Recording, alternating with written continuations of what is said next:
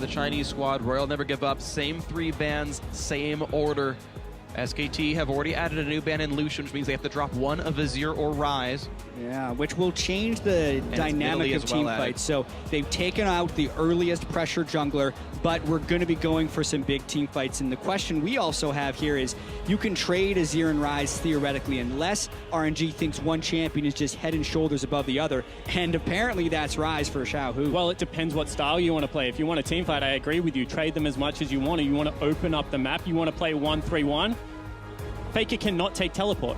Like, Rise just needs setup time. It just doesn't suit his playstyle as well, at all. It's more of a 1-1-3 with people rotating into the Azir lane, if that is how you want to play it. So I just think that with how Game 1 played out, Rise is a much better pick for RNG's current strategy than what Azir ever would be.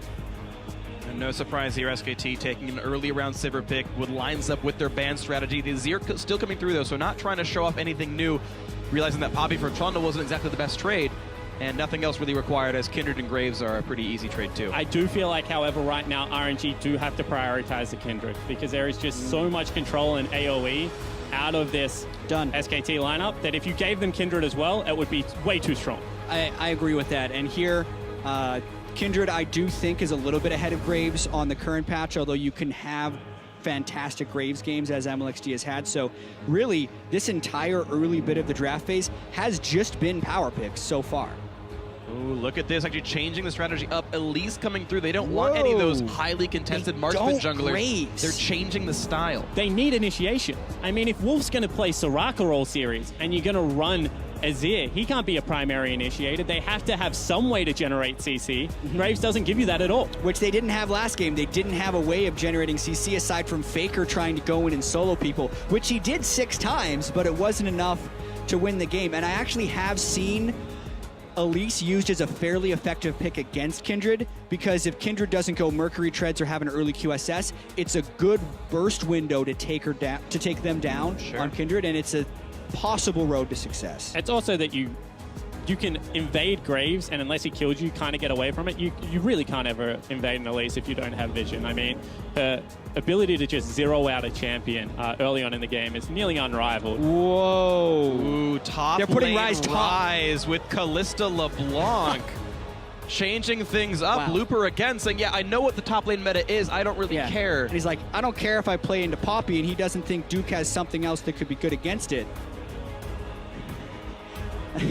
And the thing is here, like, SKT gets to react to this and still have a counterpick. I do have to credit SKT for saving their top laners so they can't get counterpicked again, but they're also, it's been a while since they've had to go up against a Rise.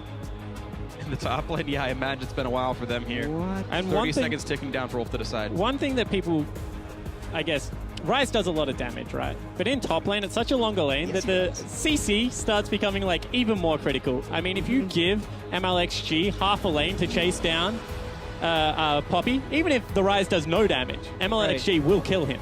But also, if you give Elise a stun target and Rise is pushed too far up, they can chain their CC and kill him the same way. So this will be a jungle-heavy focus on the lane. And last game, MLXG was able to come out ahead, but the early ganking of Elise can also be incredibly potent. And once again, Xiaohu is hovering teleport on your screen. This time, I expect him to commit, because Rise is a very easy dive target in the early game, and you need some form of reaction. Extra protection. That can come in the form of that teleport. And keep in mind, for Callista Braum to do well against this Sivir Soraka, they've actually got to get in there, get the Ren stacks and dodge forward, so that team might need to reinforce the 2-on-2. Either of these side lanes could be easy points of attention here. As the picks and bans are done, the swaps come through, you see them on the screen there. Nice LED play mat for all the players, definitely pretty cool. Wicked stage we have here. Yep. Mid-season Invitational 2016 semifinals. Game 1 went to China's Royal Never Give Up. Korea's SK Telecom T1 looking to turn this best of 5 around. As the coaches shake hands, you at home know what this is about. Hashtag RNG win, hashtag SKT win. RNG will be blue every single game. SKT chose to be red on their sides, their choices as well. They won't switch sides, but maybe they'll switch wins. And you know, guys, don't be scared to jump on the RNG Hive train now. We've already seen them win once. Yeah? It could be more. I mean, everyone in the stadium right now is on the RNG hype train. I have not seen this venue more packed than I have right now. And it's a Friday, so it's not even the weekend yet. All these guys are here in the middle of the afternoon to watch this team, and the 1-0 start is super promising for their chances. But I'm just so excited about this game coming up right now. We get to see another new top lane pick for the tournament with Looper's Rise, and we get to see SKT with a very strong mid lane AD carry duo that they power picked early, but still questionable initiation for them. I can't wait to see how this plays out. And I really must stress that RNG was one of the last teams to adapt to the top lane meta. They should be very comfortable playing Mages top. I mean, along with WE, they were still playing the Lissandra later into the, season. They were also playing the Quinn a lot as well. So this is something that the team, even though they haven't played at this tournament, very practiced at. And this is also another thing that I thought we would see more of coming into this tournament. I actually expected to see it from Darshan, because we knew Maokai was S tier. Echo weren't 100% sure about his power level, but it's still very high. But beyond that, those Poppy nerfs were big. And I actually thought that you'd have the window to do other potential carry top laners coming to the top lane. But then as the group stage proceeded, I thought, I guess not. I guess these guys are totally committed to the tourney meta. But in the time off, RNG is attacking that champion pool in the top lane and trying to come up with new stuff. And it's why we love best of fives. Best of one, sure, that's a huge risk to take. Best of five, do it again. If it doesn't work out, throw the strategy out the window, go back to standard. We're going to see as the standard situation is, it's going to be a lane swap here. Duke leashing in for his jungler Blank. Similar situation now as Looper is kind of hovering around the top side of the map. Actually, no one's around him. And Looper knew this was kind of going to be a lane swap. He went up there to see if he could get CS. However, with a Mana Crystal and turret gold, you do get tier. So you can start stacking relatively early. It doesn't hurt Rise as much as it used to hurt him. Yeah, not starting with the double jungle, though, is non-ideal for RNG. Last game, they had a tremendous start because SKT was forced to teleport to get into their optimal start. This time, Looper very slow on the help of MLXG, which means MLXG had to take a lot of damage, and Looper was unable to share experience on any of the early camps. He starts to share a little bit now, and look at this in the mid lane. Shahu pushed around a bit by Faker. Just worth noting, Bang actually got to take Krugs and didn't miss any CS in the top lane, so he's actually on a perfect trajectory so far. Shahu's still getting poked around. Nice play by Faker. His mid lane, very, very tight. And Faker has a combat summoner, so he should be treated as a person that can now win this lane. He has the exhaust if Shahu ever does go aggressive, so they definitely have to respect that. And in typical RNG fashion, we have a swap back. Yes, we do. Wow, yeah, they push the wave in, and right away they want the Kalista to play against the Sivir. Wow. He got boots of speed and still stayed on the one potion. And at least walked away. Juke is recalling because they see the Rise solo in the lane. They're electing to stay. They don't want this to happen. They don't want to give any extra experience to Looper after what happened last game. They want to make sure Duke is staying. But yeah, Duke early teleports down to just match the Rise 1v1. I know Crepo and Deficio have a very defined way of the way they want lane swaps to work. This is much different, but it's all about the experience on the top laners trying to be the priority. Well, right now they're both level 2 and barely that. There is some more minions on the field for Looper to kill. Also, this lane will freeze. The way RNG have manipulated the waves, Looper can hide under his turret and make Duke overextend to fight for CS. And they have double teleport advantage. Yeah. If they ever do reverse it, top lane is a huge ganking. Yeah, and we talk about the Sivir Soraka wanting to shove in because they can get a bunch of health and mana generation from Spell Shield and Soraka heals. They're not allowed to do that anymore because they're down 2 teleports if they ever overextend. Look at this whoosh coming in. Nice little rend right there. Damage onto Wolf that he can't recover easily. It gives RNG complete freedom to play as aggressive as they want in this lane.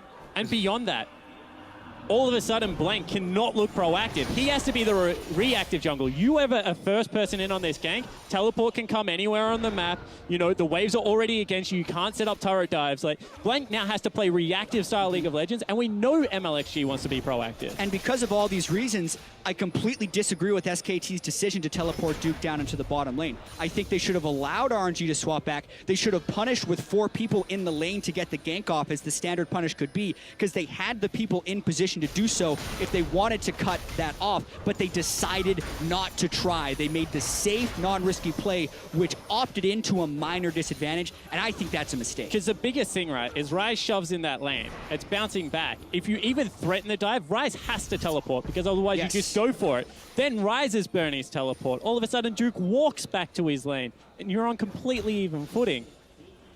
It's just, as far as standard lane swap goes, RNG bucked the trend, but SKT's response was not the right one. I think SKT fumbled, but I also think it's rooted in their philosophy coming into this tournament where they're not willing to take those risks. SKT hasn't picked initiation in hardly any of their team compositions, and they haven't really done any turret diving in the early game. So RNG was playing to those tendencies or just doing what they're used to doing in the LPL. Either way, it worked. Look at that gold lead. And right now is the first potential risk right there. The bot lane, the one-on-one down there, Rise versus Poppy. The wave had just pushed back out, and that river was pink warded. There was no vision for Looper at all, but no one came down to punish this. He was able to kill a pink ward, shoving in a wave with no concern for Blank at all. And Elise in the early game, and there's no punish at all. Well, Duke has just picked up 8 CS. Before that, he was like 15 CS behind. If you mis-execute that gank and 5 minions die to a turret, ooh, that's nice from Faker.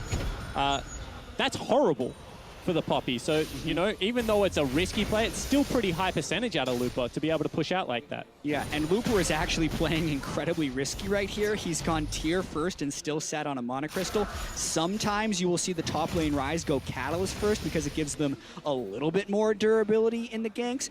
But based on the pressure advantage they have right now, he has so many wards in the river. 1 deep ward covering a jungle exit, and 1 pink ward in the lane brush. It's really hard for SKT to get in position to stop that, and he also would have Xiaohu's teleport to protect him, so that's his safety in doing the risky build. All in all, this is actually a great early game for RNG. Yeah, it certainly is, and the last place I want to hit on is the jungle because it has been greatly skewed. If you take something not Nidalee, Kindred, or Graves, you have a window to be stronger than them.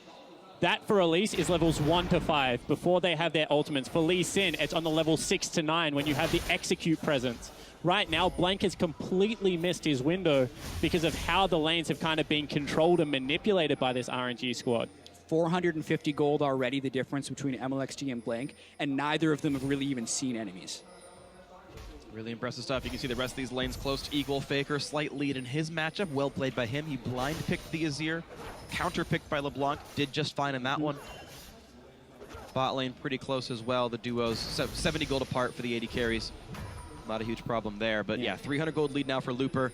Duke is on the receiving end of a lot of punishment. He's going to have to teleport again against the double TP comp. Yeah, and the question will have to be, like, where is SKT going to get their advantages? There's the play, the deep ward, and it's going to be Mata Teleport looking for Wolf. There's nowhere for this guy to go. Why even burn the flash? First blood coming in for Xiao, who does miss the chain. He cast it a bit too late. Yeah, he actually chained before his flash, so it didn't extend far enough towards Bang. That could have been a double kill if they execute a little better, but that's the teleport. LeBlanc and Faker gets a minion wave. Will he try and punish as Xiao goes through? Xiao takes the safe path. But once again, they see Duke teleport. What do? Straight away they pull the trigger. They're going again. Bang is alone without flash. Actually, an early Q by Mata anyway. Spell shield was still up. Either way, Bang does walk to safety. Nice attempt, but now Blank is coming. There are no flashes for the Royal duo lane. Yeah, this could work for SKT. Bang doesn't have much damage, and maybe the 2v2 could still be one for them, but he's going to be going for this rather risky gank. Here's the attempt. It's hard for Bang to support this. For the Chinese team's a big stun, and Amata gets a summoner heal and says, I have nowhere to go, but it's a turnaround by Whoosh onto Bang. Can he out-damage, and a great silence comes out. Wow! They do turn it around. Wolf and Blank to save the 2-on-2. Yeah, beautiful silence. Yeah, it's a great timing for the gank. It was going to be close, but they were willing to take it, and the way that they were able to change the focus around and have Mata be so low at the start of the gank stopped him from being able to be safe. Wow, flash slow from MLXG. Still wants to dive with the red spot. Exhaust. Oh, Wish comes through, and it's not going to be anything. MLXG pops Lamb's Respite, and he actually just gets out. Doesn't want to get outplayed by Faker, but he burns both summoners off of the SKT mid laner. So in the end, really nice play out of MLXG. Both he and Faker burn the flash early, which I think is crucial in that gank. MLXG, if he ever wants to kill the Azir, and Faker, if he ever wants to live. But that gank in the top lane, one more time, I speak about it for Afro a lot. Blank just saved that lane. Like, he made the one risky play that they could make at that stage of the game for that lane to even remain equal, and was able to execute upon it. So that's a clutch play that you need out of SKT's jungle. It absolutely saves the early game for them. And I also think it was RNG playing a little bit too confident. It was one of those instinct things, but I mean, Wolf just straight up walked back from base and made it back in time. So if they were paying attention to the death timers, they would have been able to avoid that. Either way, it pulls SKT even. And Faker looking to make it more than equal. Going in for Xiaohu. One more attack will do it, and he gets it. The solo kill in the mid lane. 1-0 for Faker. That is huge. That was with all summoners down, so he wasn't even advantaged with the exhaust right there, but I think it was Xiaohu probably staying a little bit too long in the lane. I didn't get to see the very start of that one, but that's the way SKT fights back. Blank makes a play, and Faker gets a solo kill. And even despite that, SKT are basically only equal in gold. MLXG is heavily out farming, so is Looper. Just kind of like the last game, those are the players that the Chinese squad are using to leverage a lead. MLXG stealing the Krugs from Duke away as well, who's trying to get some jungling done as his turret's going down. We will see a turret swap overall as SKT's dual lanes in the bot side and Royals is up top. And Blank soloing a dragon means slightly, maybe, SKT with these sets of choices. But this time, SKT have their win condition. They have a huge team fighting composition with Faker, a kill and 25 CSR. All of a sudden, they can start controlling around that mid lane. You see an effective turret swap right now, so they have at least got through this rough early game patch with a couple of good outplays that have kept them even for long enough. Yeah, SKT being even is all they really need here at this point. As you mentioned, their late game's going to be great. After the Faker kill again, Xiaohu just low. Yeah, Xiaohu at half health, and he's not able to get away from the Emperor's Divide, so really just not respecting Faker's close range right there. That's a time Xiaohu couldn't have been there. That was, Oh, yeah, right into his rocket silence too. Up. This is bad for him, and exhaust might not mean enough. Mata comes in for some stats, and it does mean Xiaohu barely lives. So what I was going to say is that it was actually Xiaohu being aggressive, then I saw him do it again. Double distorting a minion wave against someone that can follow you, i.e. a Fizz, i.e. something like a Morgana, is actually really, really dangerous. So he's done it twice now in about 2 minutes, and that's not really great against Nazir. Yeah, they're going to be losing this mid lane turret. So SKT playing around their advantage lane right there, but Looper trying to go for Bang. The risk of it means that Spell Shield and the Severalty comes out, because the risk of a Flash Rune Prison would have been his death. So early Spell Shield, but it still might mean that turret, and it does. SKT 3 turrets to 1 now. They beat mid and that top lane. Huge. They're getting the wave clear advantage with their 2 early picks there of Azir and Sivir. The Kalista pre-Hurricane and LeBlanc, who's disadvantaged in the lane, cannot keep up with this whatsoever. So definitely nice of SKT getting those ganks in to regain the pressure in some of these lanes, and now they're making their lead work. Because, like, let's just state it, Looper's going to be more effective than Duke, probably, in these team fights. The Kindred is way over Elise in team fights. Their win conditions are around the Sivir and the Azir. So the fact that they are the 2 people ahead on SKT's side is massive. But the discrepancy on the other side of the map is equally as big for RNG. And the thing about early turrets is they should be equalized if you run double teleport. There should be situations in this game where RNG are able to open up that map and chip down turrets. So they have a gold lead now, and they need to start utilizing it. I do say Xiaohu is getting pressured more on LeBlanc this game than I've seen him get pressured all tournament. He's been dominant against pretty much everyone. But a few mistakes against Faker, and also the fact that he's against Faker, who's having a much better Azir game than he did in the group stage. It's making him struggle. A relevant stat for this, actually, I was told there have been 29 solo kills pre-15 in this tournament. This is the first time Faker's gotten one of them. Finally having a good early laning phase for himself, at MSI specifically. And Alexi looking for the flash up onto Blank. They really want to knock down this Elise, who flashes to the left-hand side toward Faker. Here comes Looper. Here comes the teleport from Duke. And it's going to be an assassination. MLXG goes down. Mata forced to be pulled back. Bang on the wings. Wolf near there as well. Attack on the side. A great knockback from Faker. Buys the time. A huge knockup as well. And they're going to start picking up kills. Bang gets one. A second as well as Whoosh goes down. Xiaohu forced to run away from Duke. Looper also falling. That is 4 kills for SKT with only 1 in return. Blank going back in, the surprise damage on MLXG. MLXG can't get down his Kindred ultimate, then RNG's all-in style bites them right there, and SKT's very easily able to turn that fight around. Great fight for SKT, big lead in the early game. They play towards the right side of the screen and then chase left. They actually had the team fight cut in 2, but by overcommitting onto Faker's Azir, they open up the back end of that team fight for everyone else to collapse onto the carries. That's an overreach from RNG. We're not used to seeing this. Their teamfight execution is always crisp. Yeah, and if we talk about the way SKT would win games versus the way RNG would win games, SKT will win when they punish RNG for overreaching. That's how they've been playing most of their plays, outside of a few early game successes they had here with the Faker solo kill and the blank gank. That's more of the fight we'd expect SKT to win coming into the series. Bad recall spot. Uh-oh, MLXG spots him exhausted, gets away from the root, flash to chase, and the Wolf takes him down. Team kill right there. Wolf kills Wolf. MLXG takes the jungle. All right. This is something that SKT has done more in this tournament than I have ever seen in the past. Recalling in really silly situations. Faker's being caught out twice. Wolf there as well.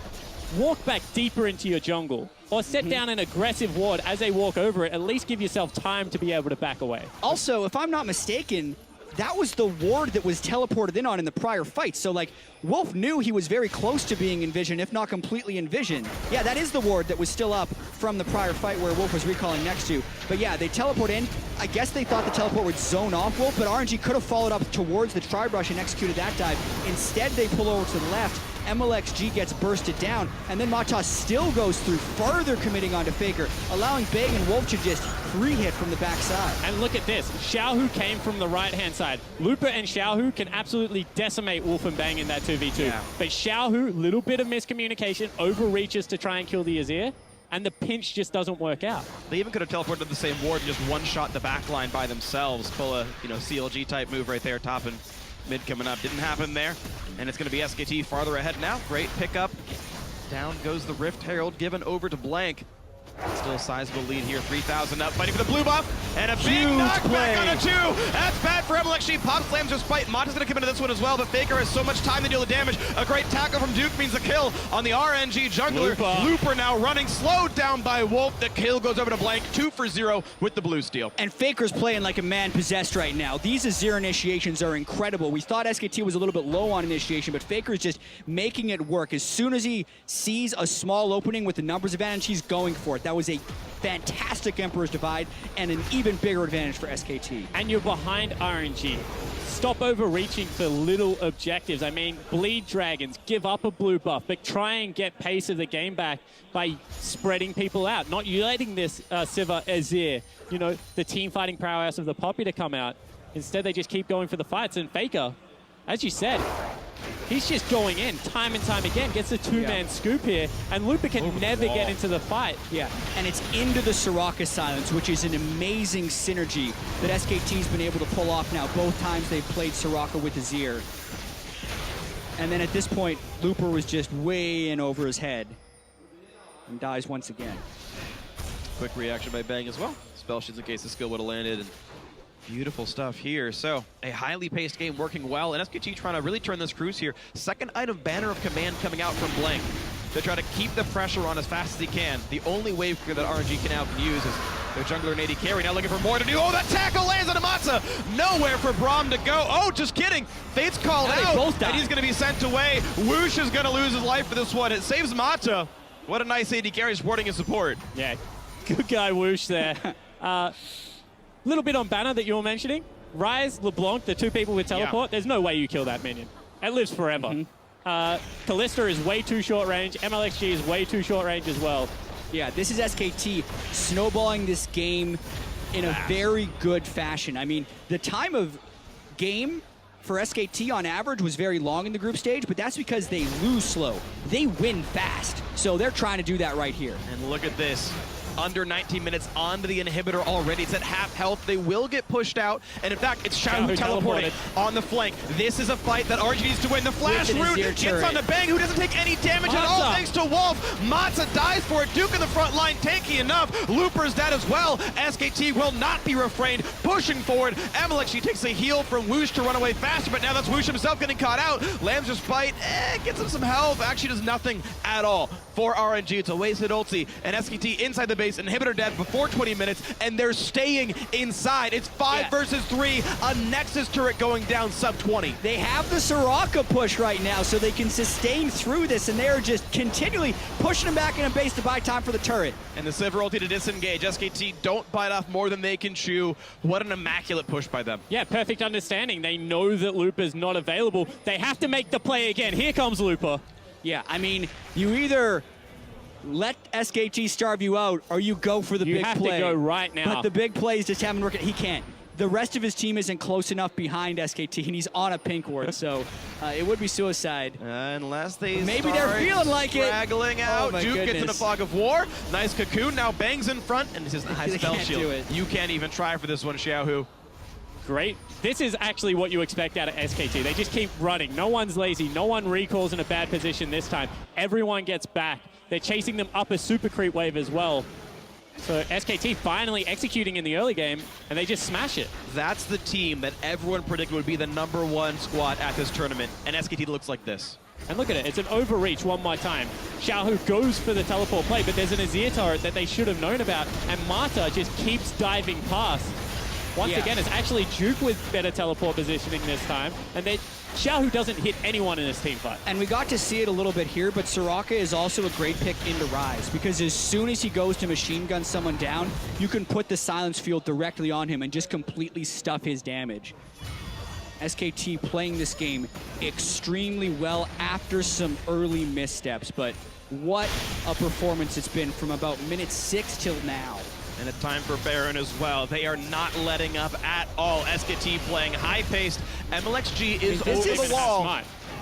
It would have been stealable if he had Smite. Maybe so. MLXG now has to run away from Faker, who wants an But they exhaust don't know, is he on. pulled them off. And now the re-engage. Yeah, on towards Duke, forced to flash away from Baron. But MLXG is dead. His ulti wasn't available. And now the knockout for Duke to buy time for his team. Exhaust on the looper. And that top laner might just die. He's limping away. The tackle from Duke nearly picks him off, but it's Mata stuck in the front line. Down goes Braum. 5 versus 3. The chase still on for SKT. They might get a blue buff, they might disengage, they might turn back for Baron. Yeah, I mean, nobody died. I'm surprised they decided to continue the chase through instead of just turning immediately back onto Baron, but I don't think it'll matter at the end of the day.